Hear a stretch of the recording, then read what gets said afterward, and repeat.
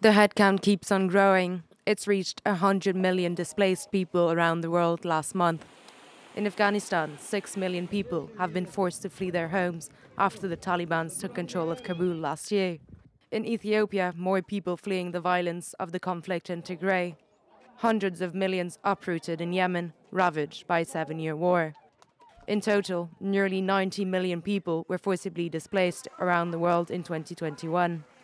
This year, the number increases further, especially with the Russian invasion of Ukraine. 8 million people have been displaced, some finding refuge in the west of Ukraine, others walking for miles to reach a European border and flee the country.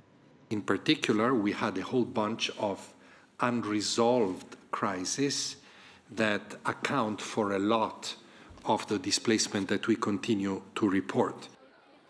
The global count of refugees could rise further with the global food crisis caused by the war in Ukraine. Everywhere, prices are soaring and shortages are more frequent.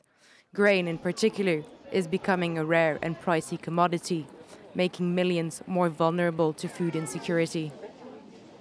Right? War, human rights, climate, you name it. On top of that, you have a food crisis. It will just accelerate the trends that are described in this report and that we have seen accelerating already in the first few months of the year.